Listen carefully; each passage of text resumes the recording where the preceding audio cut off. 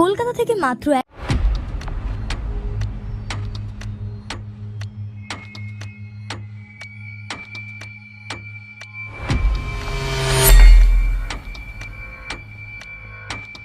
নমস্কার। বাংলার বিপ্লবে আমি বিপ্লব প্রতিদিনের মতো আজকেও হাজির হয়েছি আপনাদের কাছে। জানেন, দক্ষিণ 24 পরগনা দুর্নীতির আখড়া বলেছিলাম বিগত সরকারের হাত ধরে এই জেলায় দুর্নীতি হয়েছে রন্ধে রন্ধে। আর সেই দুর্নীতির মানে খোঁজে, যদি বলা যায় খোঁজে, আমরা আজকে উপস্থিত হয়েছি গঙ্গাসাগর। আসলে গঙ্গাসাগর নামটা যেমন পবিত্র এবং পুণ্যভূমি, কিন্তু এখানে বিগত সরকারে যারা ছিলেন তারা বিভিন্নভাবে এখানকার যে প্রশাসন পঞ্চায়েত লেভেলে থেকে তারা লুট করে খেয়েছেন। আর সেই লুট করে খাওয়ার ফলে নতুন সরকার আসার পরে তাদের টিকি পাওয়া যায়নি। সেই মতো আজকে আপনাদের জানিয়ে রাখি যে আজকে এই অঞ্চলে পোস্টার রয়েছে। কোথায়? একজন নিখোঁজ উপপ্রধানের নামে পোস্টার রয়েছে। কিভাবে সেই পোস্টার করলো অবশ্যই সে কথা বলবো। আপনাকে বলে দিই, গঙ্গাসাগর গ্রাম পঞ্চায়েতের প্রধান ও বর্তমান উপপ্রধান হরিপদ মণ্ডলকে ঘিরে রাজনৈতিক বিতর্ক তীব্র হয়েছে। অভিযোগ, 4 তারিখের ফল প্রকাশের পর থেকে তাকে আর এলাকায় বা পঞ্চায়েতে দেখা যাচ্ছে না। সম্প্রতি গ্রাম সভার বৈঠকে তার অনুপস্থিতি নিয়ে বিজেপি সরব হয়। কারণটা কি? বিজেপির দাবি উপপ্রধানের বিরুদ্ধে কোটি কোটি টাকার দুর্নীতির অভিযোগ রয়েছে এবং সেই হিসাব তাকে দিতেই হবে।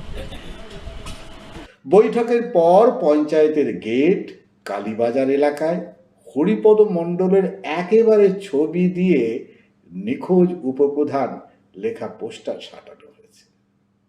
শুনুন কি বলছি ভদ্রলোক। আমরা আজকে যে পোস্টারটা দেখলাম যে হরিপদবাবু পঞ্চায়েতে আসেনি, পঞ্চায়েত থেকে নিচ্ছে, কিন্তু আমরা চাইছি উনি পঞ্চায়েতে প্রত্যেক দিনের ন্যায় 10টা to 4টা আসুক এবং মানুষকে পরিষেবা দিক। মানুষকে পরিষেবা দেওয়ার জন্যই তো উনি উপপ্রধান হয়েছে, কিন্তু উপপ্রধান থেকে উনি কেন আসছে না আমরা কিন্তু জানতে পারছি না। আর যে সমস্ত কাজগুলো আটকে রয়েছে সেই সমস্ত কাজগুলো সাধারণ মানুষও পরিষেবা পাচ্ছে না, আর উনিও আসছেন না। কারণ কি আমরা নিজের থেকেই কোনো বুঝে উঠতে পারছি না। তবে আমরা চাইছি, আমরা এই গঙ্গাসাগর গ্রাম পঞ্চায়েতের সাধারণ একজন ভোটার বা সাধারণ কর্মী হিসাবে আমরা চাইছি যে উনি পঞ্চায়েতে আসুক, পঞ্চায়েতে এসে নিজেদের কাজগুলো বুঝে নিক এবং গঙ্গাসাগর গ্রাম পঞ্চায়েতের আন্ডারে যে জনসাধারণ রয়েছে তাদেরকে সেই পরিচালিত করুক এবং তাদের কাজগুলো যাতে সলভ করতে পারে। এই যে অন্নপূর্ণা যোজনা, তোমার এসসি কার্ডের বিষয়, অন্যান্য যাবতীয় যার যে পরিষেবাগুলো আসছে, কৃষক বন্ধু, এই যে সমস্যাগুলো হচ্ছে সেই সমস্যাগুলো সমাধানের মধ্য দিয়ে আর পরিচালিত হোক। উনি না আসার জন্য কি অসুবিধা হচ্ছে? উনি না আসার জন্যে মানুষ এখানে এসে দিনের পর দিন ঘুরে যাচ্ছে এবং এলাকায় বিক্ষোভ দেখাচ্ছে যে পঞ্চায়েতে উনি আসছেন না কেন, এই কাজগুলো আমাদের হচ্ছে না। এই বিষয়গুলো নিয়ে আপনাদের কাছে এইটুকু বলতে চাই যে উনি গঙ্গাসাগর গ্রাম পঞ্চায়েত যেমন পঞ্চায়েতে যেমন উপপ্রধান সাহেব ছিলেন, ওনার টার্ম তো শেষ হয়নি, তাহলে আমরা তো বা আমাদের জনসাধারণ যাতে আমরা পরিষেবা পেয়ে থাকি উনি উপস্থিত থেকে সেই পরিষেবাগুলো দিক। কিন্তু আজকের দিনে যেই পোস্টারটা দেখলাম অত্যন্ত আমরা হতাশা এবং খুবই লাগছে যে আজকের দিনে এই পরিবেশ। শুনলেন, পঞ্চায়েত প্রধানও জানিয়েছেন উপপ্রধানের সঙ্গে তার যোগাযোগ হচ্ছে না। বিজেপির অভিযোগ, দুর্নীতির দায় এড়াতেই তিনি গা ঢাকা দিয়েছেন। যদিও এই অভিযোগ তৃণমূলের পক্ষ থেকে এখনো কোনো প্রতিক্রিয়া পাওয়া যায়নি। তবে প্রধান কি বলছে শুনুন।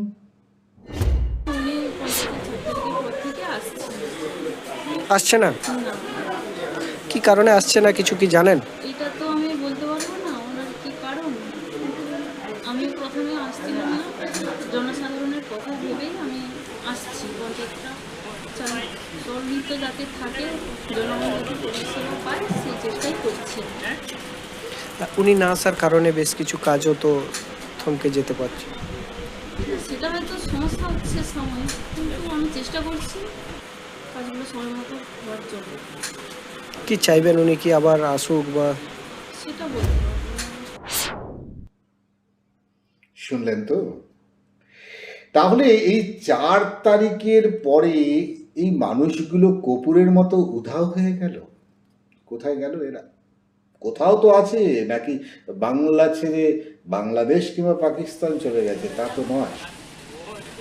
আসলে সবাই সুযোগের অপেক্ষা, যেখানে কোটি কোটি টাকার দুর্নীতি হয়েছে, তারা ভাবতেই পারেনি যে একটা নতুন সরকার আসবে এবং এমনটা হবে। আসলে তাদের ধারণাই ছিল না।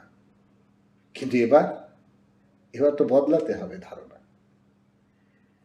কারণ যা হয়েছে তা কিন্তু এক প্রকার মন্দের ভালো।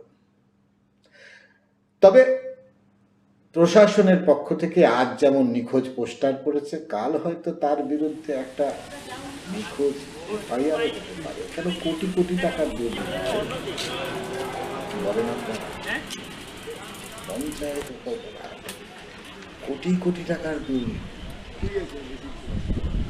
আপনাদের গুরুত্বপূর্ণ মতামত ভীষণ প্রয়োজন। আজ এখানেই শেষ করব। ভালো থাকবেন, সুস্থ থাকবেন, দেখতে থাকবেন বাংলার বিপ্লব। আমি নমস্কার।